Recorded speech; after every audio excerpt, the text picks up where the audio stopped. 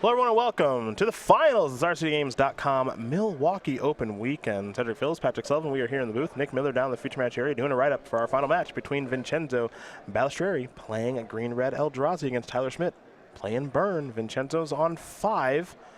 Might not be the best 5, but it is 5 to work with, and this is a deck that can be relatively explosive as there's a Goblin Guide. We'll have a trigger from Goblin Guide.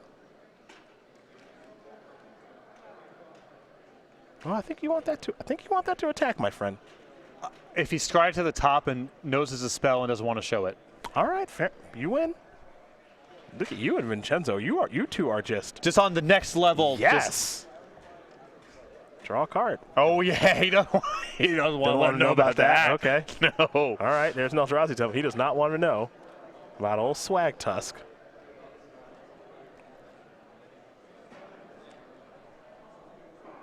Look at you. Oh.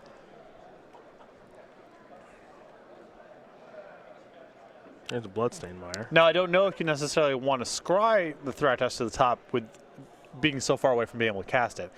That's a different question. But Balistreri definitely want to conceal that information.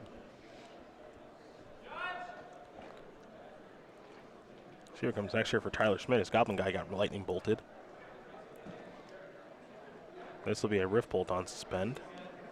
And now Schmidt has a little information to work with too, because he knows that based on that lightning bolt, Balistreri had to have a spell of high value on the top of the deck. Mm-hmm. Picked up a copy of Noble Hierarch.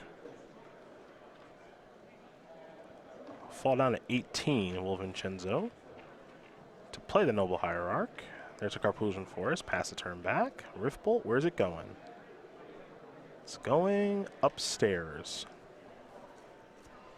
Vincenzo's hand, 2 5-mana spells, Reality Smasher, Thragtusk. Schmidt will sacrifice the Bloodstained Mire. Be a good time for a Searing Blaze. Though, if Schmidt doesn't have a land drop here, and he's just on 1 spell turn territory, if Balistreri rips a land for the Reality Smasher, he might be a little bit faster from this spot. There is Searing Blaze. Yeah, land here for Reality Smasher would be a real doozy. Definitely change the complexion of this game as Balistreri has fallen down to 12. Matter Reshaper, not Reality Smasher. Matter Reshaper is the play. Pass the turn back. Yeah, the hope here for Balistreri is that Schmidt has to interact with the table and isn't just lava spiking you out of the game and gives you the time to get to Thragtusk.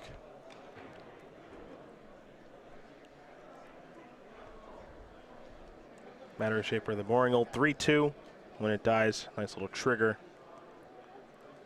If it costs 3 or less, it goes on the battlefield if you want it to. If it costs more, it goes to your hand.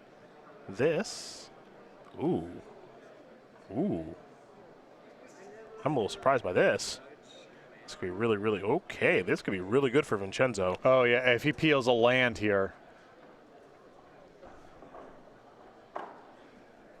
he can cast Thragtusk. He peeled a land to cast Thragtusk. I would cast Thragtusk. Oh yeah. Yeah. Oh yeah. Very surprised to see a Searing Blaze that turn there from Tyler Schmidt. Yeah, that's just not enough respect for the main deck, Thragtusk or Batterskull. Yeah. Vincenzo now up to 14. Because with the Wooded Foothills on the table, you can just take the hit and Searing Blaze on a turn if that's how it goes. You don't have to do it straight away. And I think Schmidt went from heavy favorite to win this game to now, I mean, well behind. He's going to die in 2 turns with the Reality Smasher that's left over in Balistreri's hand. Monastery Swift Spear the draw.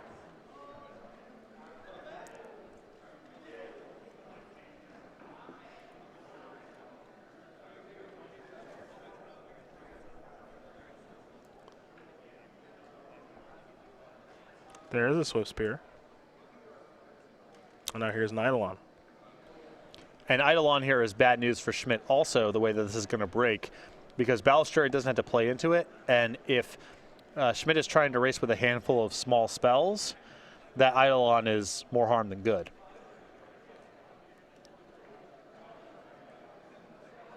Yeah, if I'm Vincenzo in this, but I think I'm just playing Reality Smasher and getting in with both. Well, you can see the look on Balistreri's face here. He's thinking, so if I attack with everything and Schmidt just takes the hit, I'm on 14, and what happens with 3 spikes? I take 9, 10, 11, 12 on the prowess triggers, and then die. And if Schmidt draws land number 4, then a much wider array of those sequences are opened up. So it's not that hard for him to imagine dying here. And I think what I like about this line from Balistreri too is Schmidt has to cooperate a little bit. He has to play into his Eidolon the way things currently stand. If you attack with a Thragtusk, 2 things can happen. 1, Schmidt might just kill you on the way back. And 2, if Schmidt doesn't have the tools to do that right now, you let him block with the Eidolon and get out from under it. Sure, turn his hand back on. Right. I think this is really good patience here from Balistreri. That too many lines of play get him killed on the way back, especially with Schmidt having missed land drops. His hand's a lot of spells, and it's not too hard to think of a sequence of spells that kills him if he just attacks with both. Oh, we head back over to Tyler Schmidt, who's got a Lightning Bolt, a Lightning Helix, a Skull Crack in hand. And the Thragtusk is a really good defender right now, too. If Schmidt attacks with both, you just block the Swift Spear, take the 2 from the Eidolon, and make Schmidt continue to manage this through his own Eidolon. If he attacks with just the Swift Spear, you block that too. So, Balistreri definitely not out of the woods just yet. It's not hard for him to come up with 14 points of damage. Just going to pass the turn back. Stomping Ground the draw. Curious how he wants to go about using his Ancient Stirrings. Wouldn't cast it. Going from 14 to 12 against a deck that operates in multiples of 3s and 4s just opens up too many sequences where you get killed.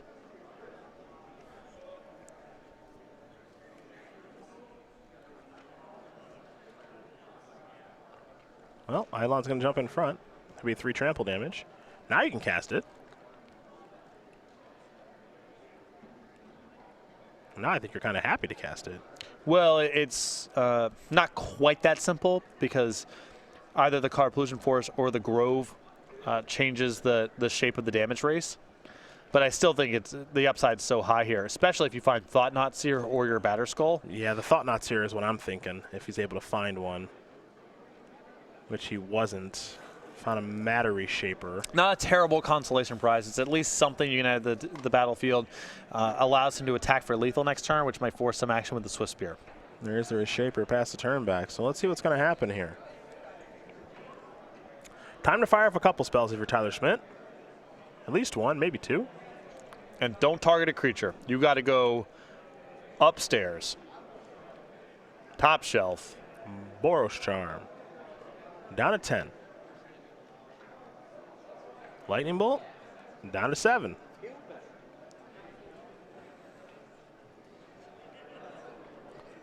I think the leftover in Schmidt's hand is 6 points. I think you're right. Yeah, Helix Skull Crack. I think that means he might get 1 more draw step at this then. Yeah. I mean, not inconceivable for Balistreri to kill here.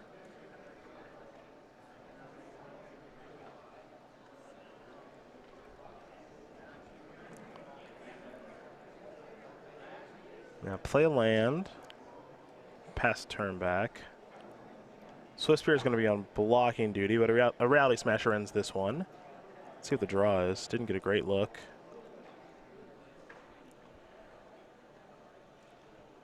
Schmidt can still win this one.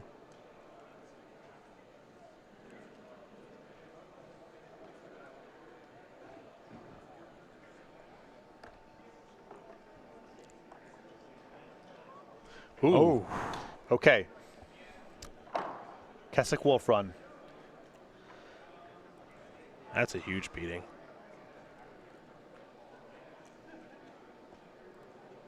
Be surprising no attack with Matter Reshaper here.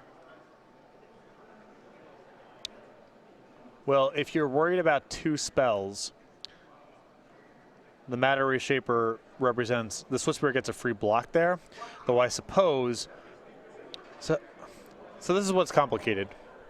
You attack with the Matter Reshaper along with the other 2 creatures. Sure. And Schmidt goes Swift Spear in front of Matter Reshaper. What do you do? I'm not sure. Also, this is pretty tough too because activating Kessig Wolfrun is damaging. Or you're giving Schmidt a point of... Oh, yeah. No, he has to deal a point of damage to himself. Yeah. That's right. Well, no, he doesn't have to deal a point of damage to himself. So he's got a Stomping Ground and a Grove.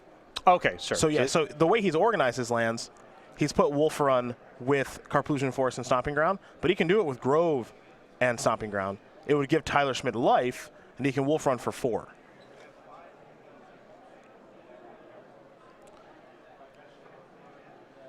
You don't want to give him any life. Well, I mean, excuse me, you don't want to do yourself any damage.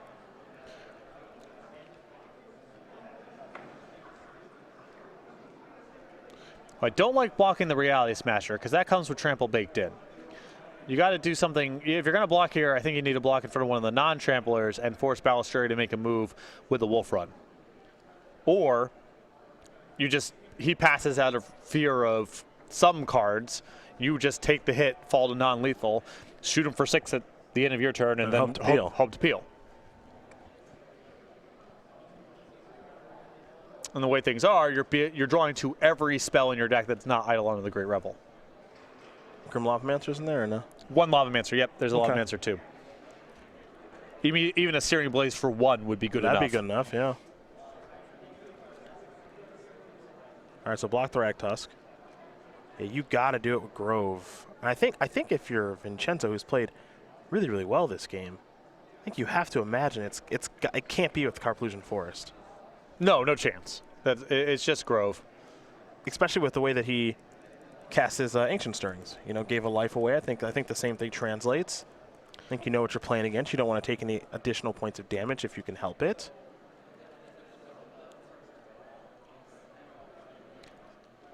So, this is so complicated. Ooh, he took 1. Wow. All right, well, that if he feels like he needs to do this to come up with lethal this turn, then now he's just going to die to the 2 spells. I'm a little surprised by that. I didn't think he'd take the 1. There's 2 burn spells. Yep, that's going to do it. So Tyler Schmidt's going to win game number 1 here over Vincenzo Balistreri. Burn is going to take game number 1 here over Green-Red Eldrazi. You see Vincenzo is a little bit upset with himself there, taking that 1 point of damage there off the Carplusion Forest. We'll never know if Tyler would have had that top deck or not. Well, it's tough. I mean, if you're playing against Helix there in that spot, then it's really hard to do much of anything. You can't come across for lethal that turn. The alternative line that he has available to him is if you respect what's going on in Schmidt's hand, whatever possibilities are, you just attack for short of lethal that turn and overwhelm him the following turn. You give him the 1 draw step. I don't know if there's a way for him to win the game that turn against live cards, and so you're kind of stuck anyway. Mm-hmm. Well, these players are going to sideboard for game number 2. We'll go over their sideboards in just a moment, but first, a couple of words from our sponsors.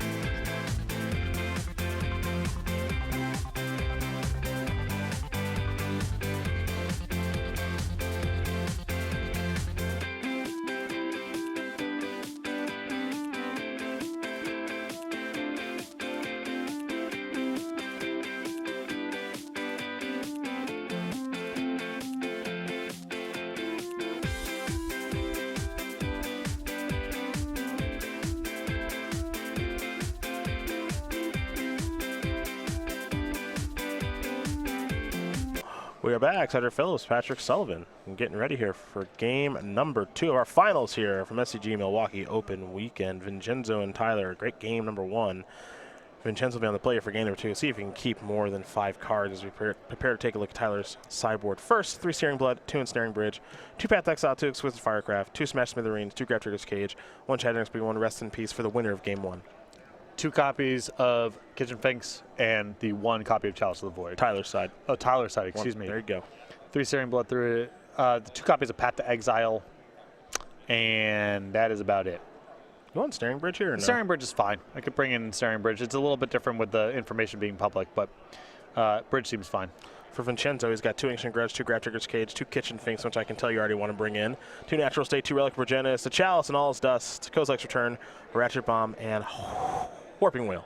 I would bring in the Warping Whale here, the Chalice of the Void, the 2 copies of Kitchen Finks, and some amount of the removal to answer Ensnaring Bridge. I'm guessing Ancient Grudge is the most efficient at that. I guess it really doesn't have much in the way of options otherwise. The 1 Ratchet Bomb. Ratchet Bomb is a little bit slower at handling Ensnaring Bridge than Ancient Grudge, but has other utility. Okay. Okay. Warping Wheel counters... Is it counter? Sorcery. No, which cards from Burn? Rift Bolt, Lava Spike? Yeah. And exiles some creatures too, or exiles Lavamancer. And Swift Spear? Yeah, sometimes. Yeah, definitely sometimes on the Swift Spear one. Okay, that's not bad. It's only 1 of 2. I guess it depends on what you're just getting out of your deck then. Obligator, probably. And Dismember. Dismember. Dismember is really not good here. Those Mind Stones seem kind of bad too. It depends. I don't know how baked into the mana base the Mind Stones are. Is that a card you can cut, or is that just part of the mana? Sure, that makes sense. Want to hit some high impact cards off my Cascades if I can. My Blood Braids don't really want to hit Mind Stone. Yeah, a fair concern. Yeah. It's a little low impact. Game number 2 about to be underway here between Green, Red, Eldrazi, and Burn. Green Eldrazi, a deck that's started to pick up a little bit more in Modern, folks. If you're looking for something new, you like guessing Thought-Knots here, this is a good place to go. I will say that. It's definitely a good place to go. Grand Prix winning deck, did well at Pro Tour Rivals of Ixalan, has been doing well in Modern on Magic Online.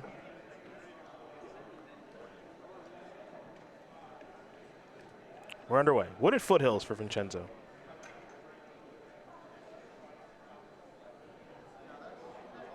Gonna get a basic forest. Now there's Noble Hierarch. Good start here for a Green Red Eldrazi player. Over to Tyler Schmidt. He has a Goblin Guide off of an Inspiring Vantage. In, trigger, hello. This again, huh?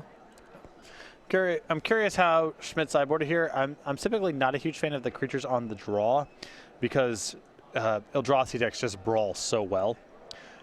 You have very limited opportunity to do anything with them. Thragtusk, the reveal. That'll be the draw step there for Vincenzo. This is a coup. Are you having nightmares? There's Kitchen Finks. Yeah. You've conceded to less. Oh, I've conceded from exactly the spot. It was a Tattermunch Maniac instead of a Goblin Guide, but I just picked up my cards. Because this is what I don't have the appetite for.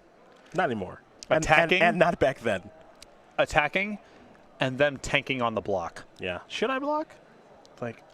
Well, on one hand, I do get to kill this thing and gain 2, but on the other hand, this thing's so trivial that maybe I can even get a better spot than that. I don't have it in me for them to shuffle the cards around their hand while they're thinking about that.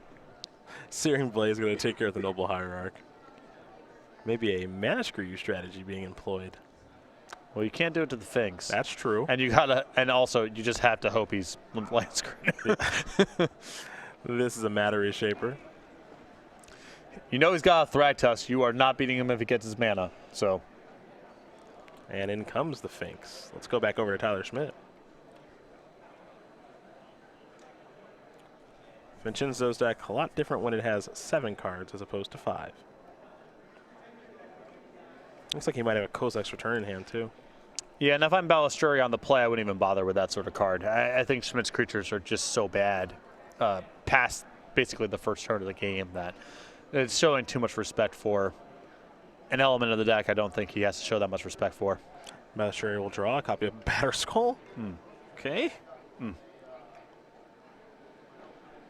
Although his hand's a little clawed right now. He's got his 4th land, a couple 5s, and a Kozilek's Return.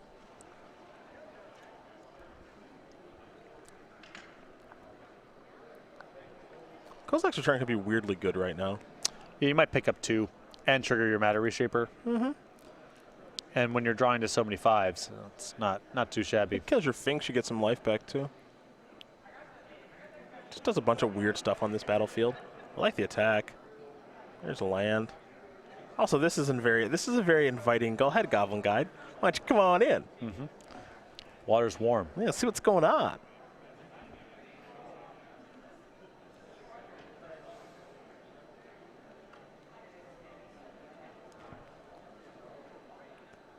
Schmidt gonna search up a land here off of that Arid Mesa.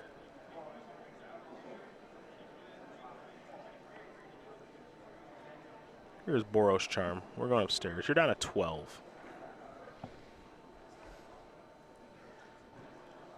Uh-oh.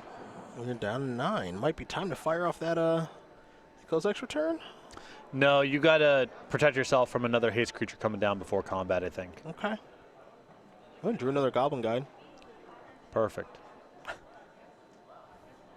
Well, I guess it wouldn't matter because you'd have your 2/1 Finks back to block, but still, I think it's better off waiting.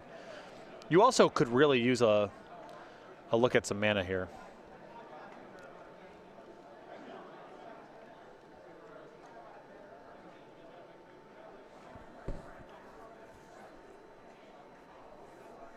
Trigger. Stomping Ground. That's going to go to hand. I just don't know if you can afford to take this 2 points of damage. I mean, that's a route to get killed in response to your Kozilek's Return if he has Boros Charm plus a 3.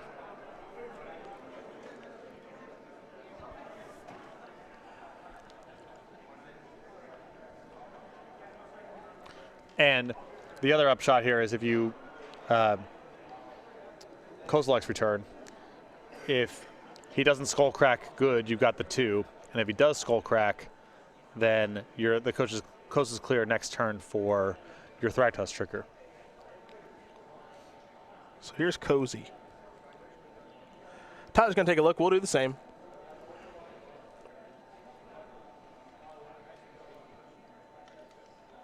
Two damage, instant speed. Powerful card.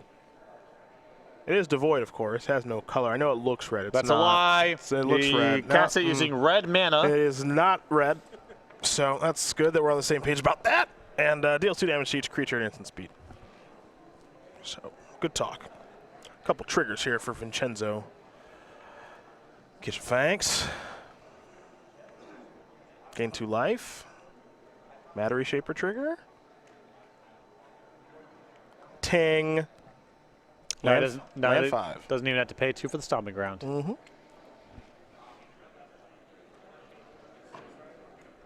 And no Skull Crack over there in Schmidt's hand, so. I think Thragtusk might be good enough this game. Wasn't good enough the last one. Here's Goblin Guide. Pass the turn back. Vincenzo will draw a Reality Smasher. Well, he's got a lot of really good 5-mana spells in his deck, I'll tell you what. Tyler Schmidt's job is to make it so that when they show up, they don't matter. Yeah, Balistreri is really taking over this right now. I know it's risky, but you just got to try. Mm-hmm. Up to 15. 15's a lot for Burn to deal now. If he has it, it's not like you're necessarily beaten. If he doesn't have it, you're just a huge favorite to win the game. Mm-hmm. Sunrise on the battlefield tapped. And Balistreri is going to pass the turn back.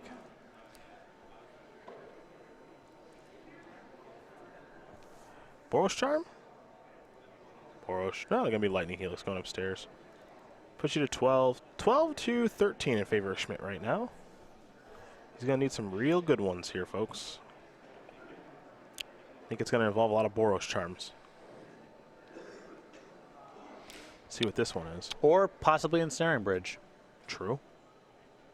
Which I think he may have just drawn.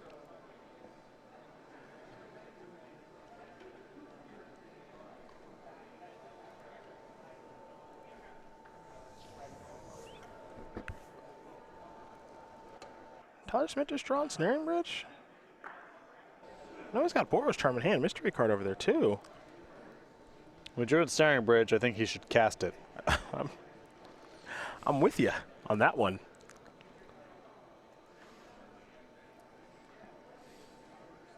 And that'd be a really good thing to do right now. Don't have a great look at it, though.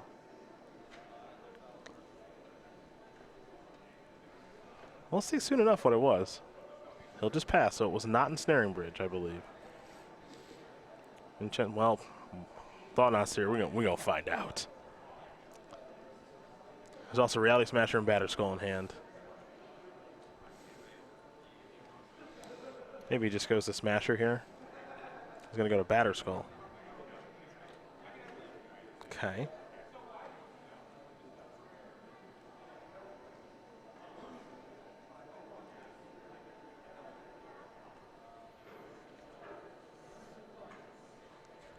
Trigger, get a Germ token. Alex Bostecki, former Invitational champion, is our Germ token here. Here comes Kitchen Finks. It's a little conservative for my taste. Yeah, it feels like Vincenzo's giving him too many turns. Too many turns. And if you don't have an answer to Ensnaring Bridge in hand, I mean, even if you can't chain together lethal over the turns you're giving him, you're risking an extra draw step that finds an Ensnaring Bridge you can't answer. Yeah, that's the thing I'm worried about.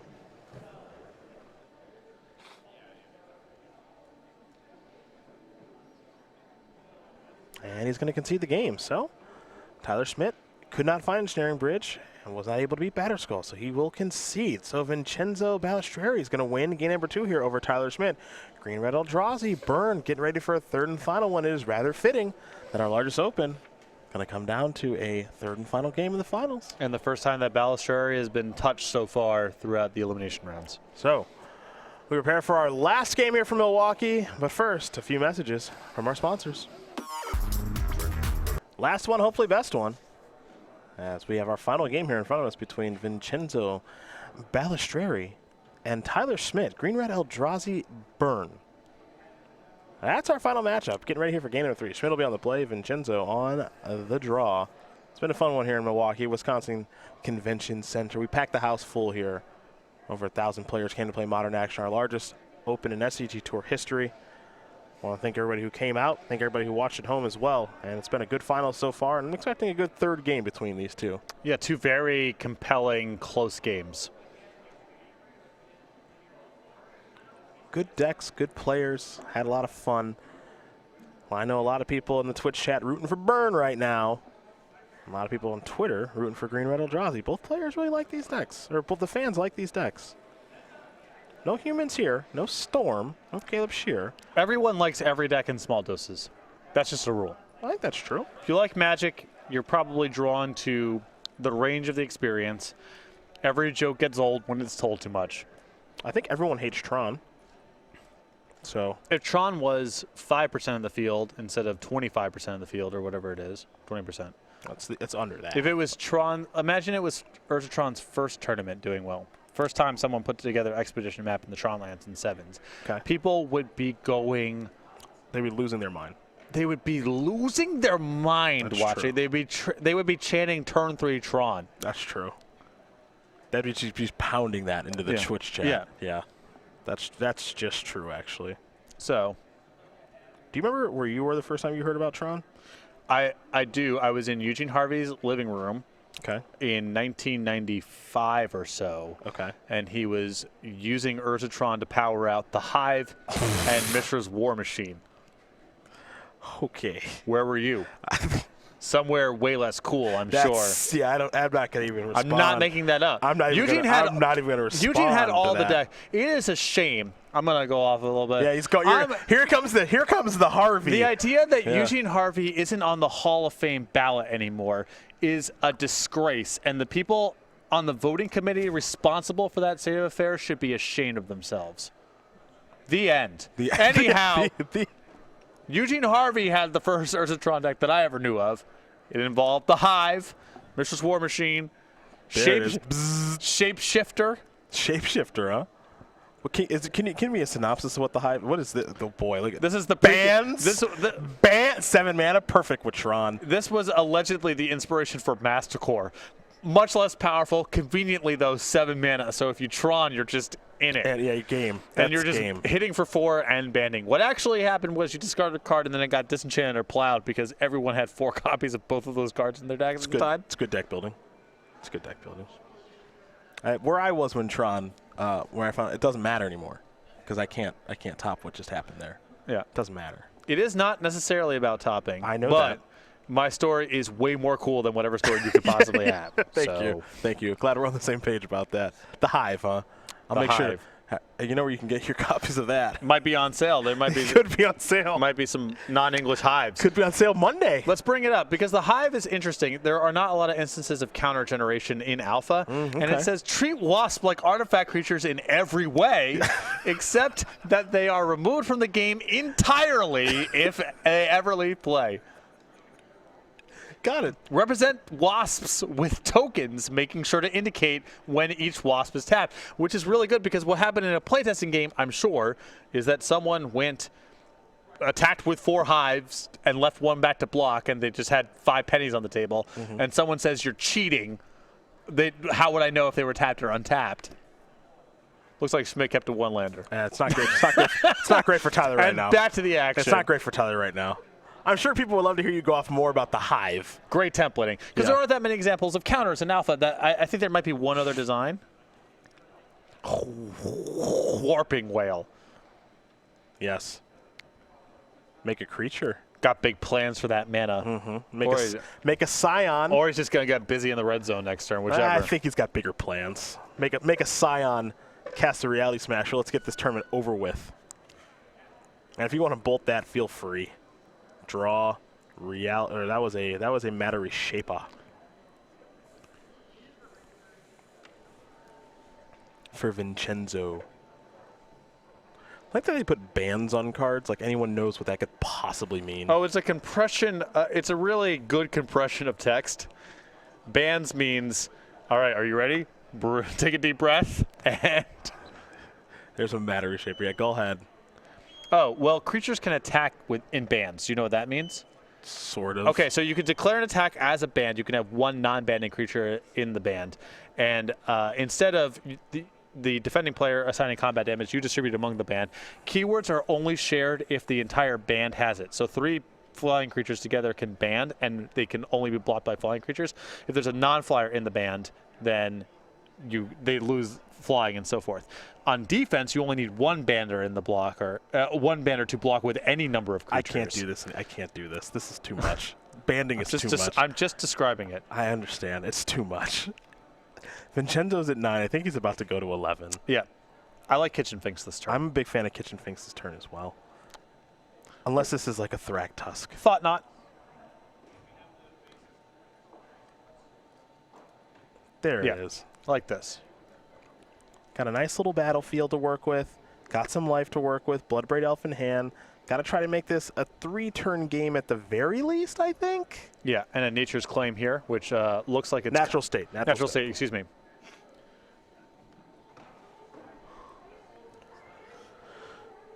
Tyler, second land? Nope. It's a tough way to go. I don't know. I keep 1-landers on the all the time, and it is what it is. Yeah. If you lost this way, you would have just lost mulliganing and getting hit by Thought-Knot Seer, so don't even worry about it. Reality Smasher was the draw here for Vincenzo. It's disappointing, but what isn't these days? Things have just gotten slightly darker here at the booth. Yeah.